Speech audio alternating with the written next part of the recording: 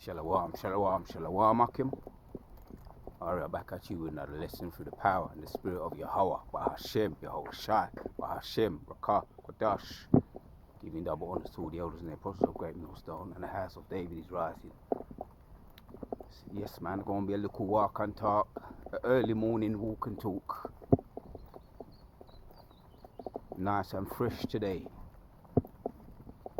You know, hear the birds, them are chirping. So we're in spring. We're at that time now that weather it does get better. So I can do more of these. In kind of comfortable environment.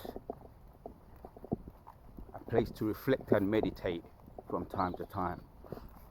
So we just been going in the spirit on, you know, some random thoughts and hitting some precepts in the spirit. And yeah, man, I'm just going to get a little melanin fix while I'm doing this video at the same time. Yes. So yeah, man, things is on point, on schedule, always for Yahweh Bahashim Yahushua. Everything's on schedule. This is his movie. We're just his pawns playing out his movie, and maybe play our position well.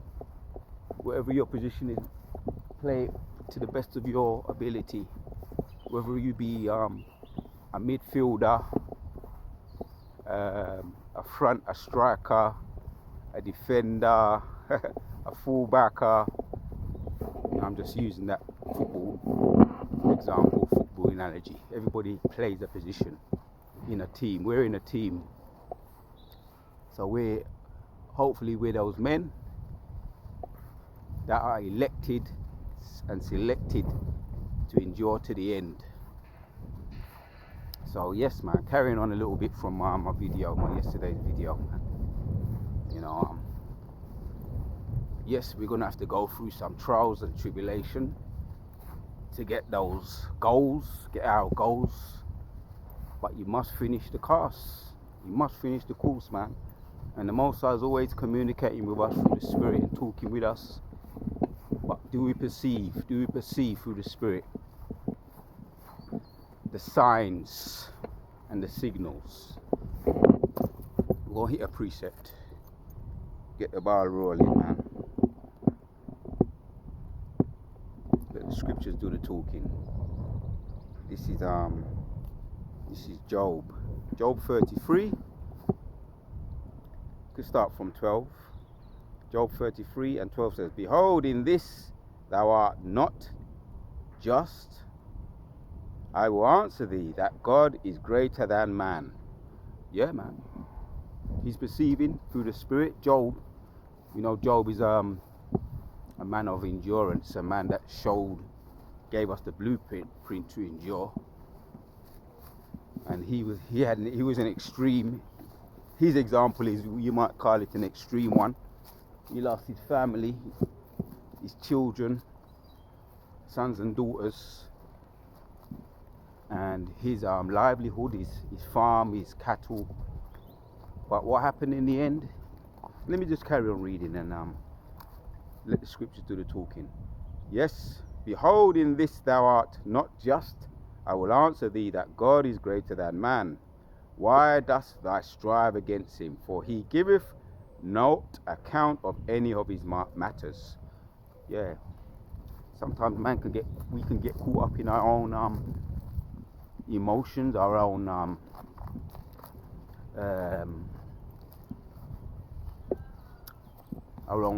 thing, in our own world, and that's only going to distance you from the Most High. He's communicating with you. If you do that, if we do that, why dost not strive against him? For he giveth not account of any of his matters. For God spoketh once, yea, twice, yet man perceive it not. See, man, sometimes when the Most High is communicating with us, man, but we sometimes so caught up in our own, it might be trials, tests and tribulations, or what you might be going through. Most High's trying to give you a way out, and sometimes you may not even perceive that. If you get so caught up in your world. So, for God speaketh once, yea, twice, yet man perceive it not. Yeah, we have to always be mindful that Most High is communicating with us, no matter how down and out we may feel we are. Remember that all the congregation is going through the same thing. Yes, man, consider it all joy when you meet with various trials. That's in James, chapters 1. Knowing that this temptation work out endurance. It's all for the benefit of our spirit. No matter what way you cut it or you slice it, if we're those men, whatever you're going through is for the benefit, the bigger picture, and that's what Job came to that conclusion. For God speaketh once, yet twice, yet man perceive it not. In a dream, in the vision of a night, when deep sleep falleth upon men, in slumbering upon the bed. Then he openeth the ears of men, and sealeth their instruction. Yeah, we get the idea about the dreams, and your instruction is all, your lot is all, is predestinated. The elect are predestinated, and even if you're not of the elect, your life is mapped out and predestinated for whatever you may be doing.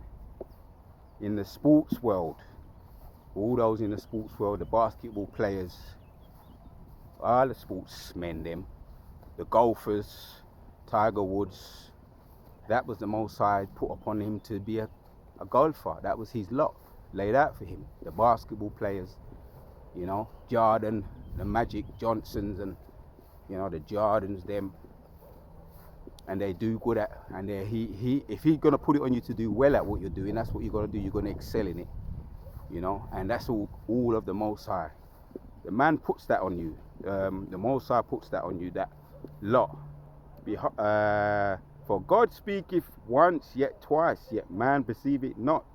In a dream, in the vision of the night, when deep sleep falleth upon men, in slumberings upon the bed, then he openeth their ears of men, and sealeth their instruction, that he may withdraw man from his purpose and hide pride from man. So yeah, man, we're not in control of anything. Yeah, everything is predestinated. That willful spirit, or what we think is or our own will, what we think is there is no such thing as free will, and there's so many examples we can go into. I've got a nice one, and this came to me in the spirit. I remember it very well, man. But now, with a little bit more understanding, I look at this example. This is in Kings. Go and stand here, man. You know, the sun's there. The sun gonna beam up. And yeah, man. Wait, Yahshua Allah is still here. When I look up in the sky and I see the blue sky, I see the cotton candy looking clouds and the sun peeping up behind it. That's just a reminder to you, you know, and to the wicked, the ease that try to get rid of Yahshua Allah, the kings, the princes of the power, the potential rulers of this planet. That's just a reminder every time we look up, and every time the wicked look up and they see the stars and the sun, the moon, and the chariots, especially the chariots, they have a reminder that, yeah, we're still here. The potential rulers of the planet, the so-called black people, we're gonna rule, and you can't get rid of us. We still here, man. So it's good to reflect from time to time the creation, the marvelous creation of Yahweh Bashim Yoshai. It represents the fact that you're still here every time you look up. Up in the heavens is a reflection of you down here, that you're still here, Yahshua Allah. And continue in your lot, man, and Abaratazar, you do that, and we all do it, and we endure to the end. So this is an example of what we just read there in Job, man.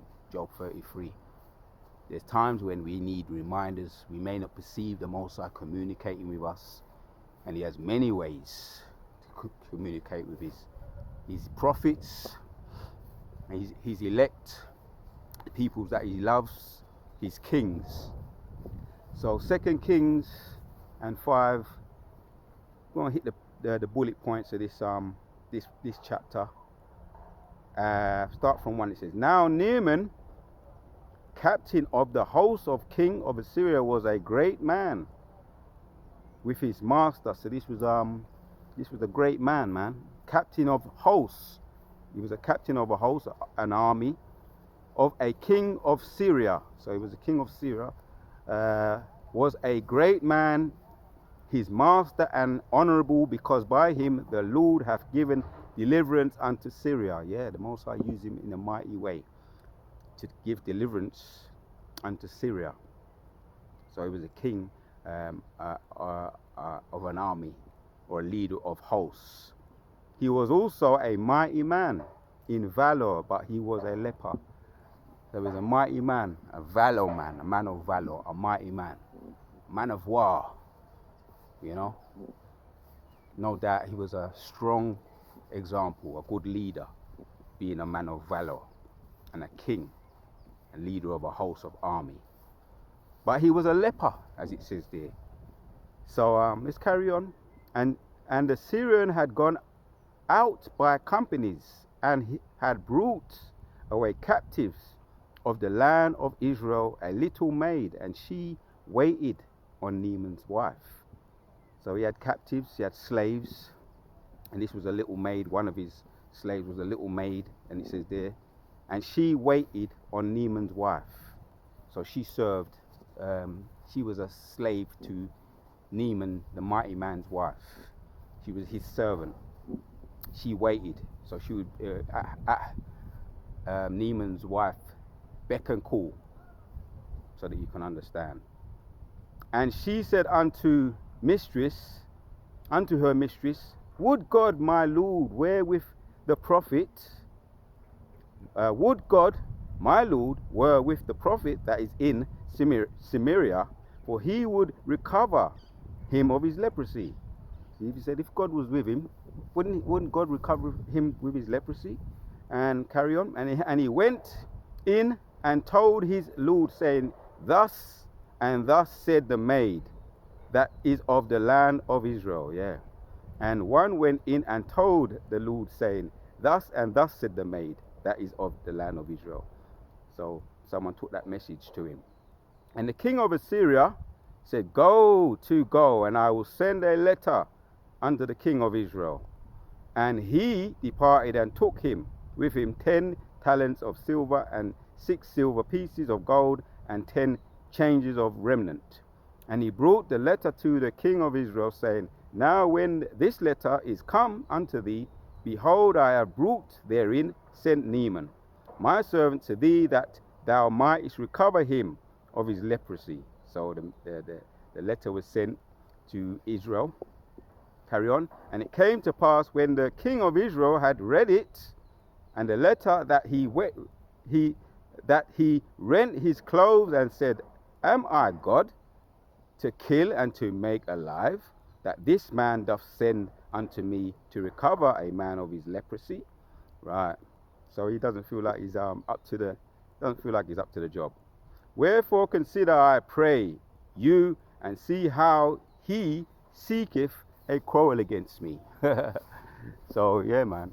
He's saying, what are you gonna do? Put me on the spot like that for? I can't. I'm not God. I ain't got that kind of power. Let's carry on. And it was so, when Elisha, the man of God, had heard this, the king of Israel, had heard that the king of Israel had rent his clothes, that he sent to the king, saying, Wherefore hast thou rent thy clothes? Let him come now to me, and he shall know that there is a prophet in Israel. Yeah. Pass him on to me. Send him to me. Let me deal with it. Yeah. This is Elisha. He heard that that he rent his clothes. He said, and it was so, when Elisha, the man of God, heard that the king of Israel had rent his clothes, that he sent to the king, saying, Wherefore hast thou rent thy clothes? Let him come now to me, and he shall know that there is a prophet in Israel. Pass him to me, and let me deal with him. So Naaman came with his horses and with his chariots and stood at the door of the house of Elisha. And Elisha sent a message unto him, saying, Go. Right. So we get into it, get into the kicker. You getting the idea? And Elisha sent a messenger saying unto him, Go and wash in Jordan 7 times, and thy flesh shall come again to thee, and thou shalt be clean. So Elisha sent a message unto him saying, Go and wash yourself wash in the Jordan 7 times. So certain things that he was told there, let's see what he does. Wash in the Jordan 7 times, and thy flesh shall come again to thee, and thou shalt be clean. Because he was a leper, as well as being had a lot of titles, a mighty man, a leader of hosts, a leader of an army, strong man of valor. He was also a leper. So someone come and instructs him to do that. Go to the Jordan and wash in it 7 times. Very specific thing. 7 is a very specific number, completion. But Naaman was wroth. This is how he responds. But Naaman was wroth and went away and said, Behold, I thought he will surely come out to me and stand and call unto the name of the Lord his God, and strike his hand over the place and recover the leper. He thought it was going to be a little bit more intimate, a little bit more one-on-one. You know, he's going to come out. He sent a message. Instead of coming out and the things that he thought, he was going to come to him and speak to him and call upon his God and touch him, lay hands on him, like you see what they do in some of these, these false Christian churches today. Lay hands on him and pray over him and say, now you are healed. He said, this is what he said. But Naaman was wroth and went away and said, Behold, I thought he will surely come out to me and stand and call on the name of the Lord his God, and strike his hand over the place and recover the leper. Yeah, man. So he was wroth, he was angry. And he specifically says why he was angry. And are not Abner, the Papa river of Damascus, better than all the waters of Israel? Yeah, he didn't want to go to the river, the Jordan River. He's saying that there's other rivers that I would have preferred to have go to. These rivers here, Abner, Papa, rivers of Damascus, are they not better than all the waters of Israel? Right? He was belittling Israel. The rivers, the river Jordan, he was belittling it, undermining it. May I not wash in them and be clean? So he turned and went away in a rage. So we're getting the idea, bearing in mind why we're bringing this reading this chapter. Man speaks to you once, twice. The Most High speaks to us a lot of the times. Sometimes we don't get the idea, we don't get it. We don't get the sense of it. And there's certain things we could do and we could benefit from it. In this case, going and jumping in the water, the Jordan River. But he went away wroth. You see? He went away angry. May I not wash in them and be clean? So he turned and went away in a rage. Yeah, that was pride. That's what you call pride. He thought all the rivers and what he was told to do to go in the Jordan and bathe in it 7 times was beneath him. What he was asked to do was beneath him. He felt better. I'm better than that. Let's carry on to get to the moral of the story.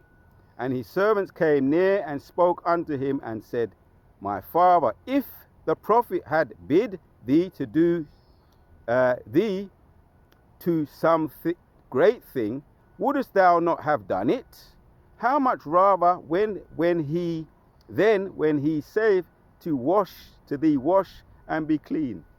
Yeah, it'd be something to do, some great thing, like go and conquer an army, as he had many victories. He was a king, a leader of hosts of Assyria. If he was asked to do that, he probably would have done it. No problem. Come on, let's go and do that, man. No problem. Yeah?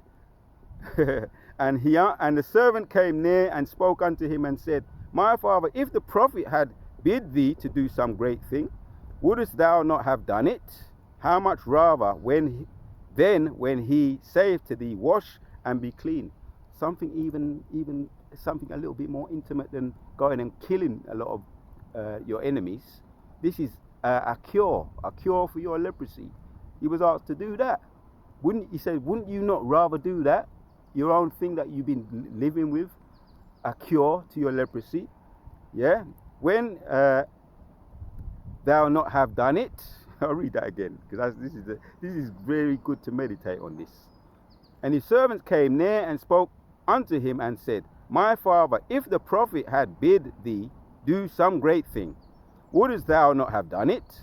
How much rather than when he saith to thee, Wash and be clean? Then went he down. See, the penny dropped.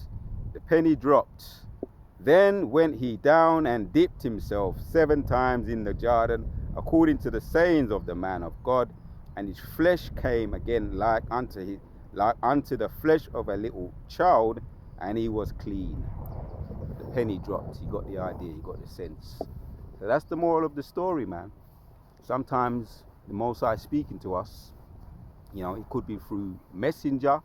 It may come in a way that we didn't like the way it sounded, man, or specifically to do something that we rather not do.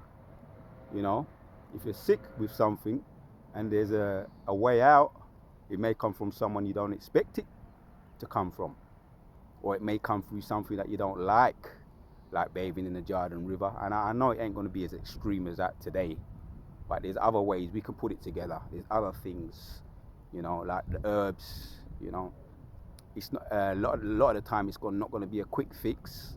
A lot of the time you may have to go the long way around. And this is a microwave. This world is a microwave world. Everything is done quickly and in the way we want it.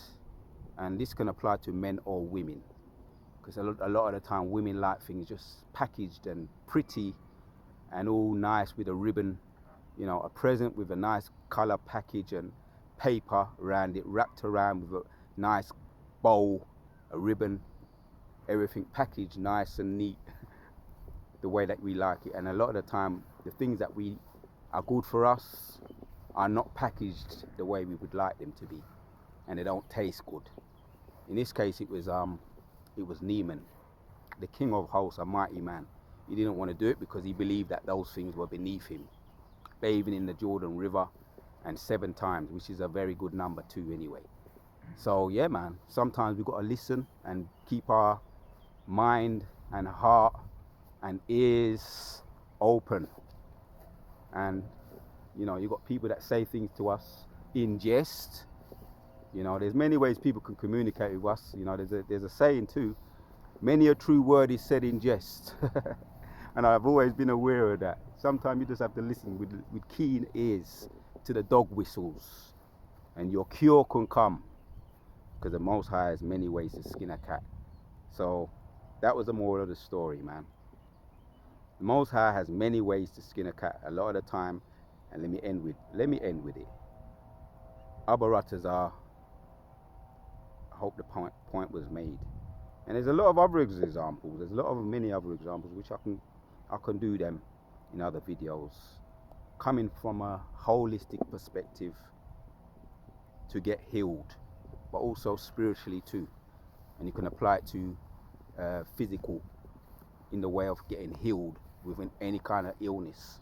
The Most High can cure us if we have faith of anything. And there's so many examples. So let's get back to this and we got to end with it. Job 33:12. Behold, in this thou art not just. I will answer thee that God is greater than man. And we just saw that. Not everything we're going to get the way we like to hear it, or the way we like to see it, or the way we like to taste it. Why dost thou strive against him? For he giveth not an account of any of his matters. For God speaketh once, yet twice, yet man perceive it not. So we have to be always keep our eyes open to see, our ears to hear, our spiritual, especially spiritually. Sometimes the Most High is looking for ways to heal us, man, spiritually and physically. Just keep them eyes open, man. And not everything's going to come packaged the way we like it. Pretty and nice in a nice bowl. but it's going to come the way we may not perceive it. But just the word there is, for God speaketh once, yet twice, yet man perceive it not. That's the key word there. Perceive, perception. Abaratazar, the Most High keeps our eyes open, our ears open to perceive when He's communicating with us. And Abaratazar, I could do another video on that particular word and go in a little bit deeper on in a sit down. Abaratazar through the Spirit. So I want to give our praises to Yahweh Shemil Shai. To Yahweh Shemil Shai for putting the Spirit on me to do another video.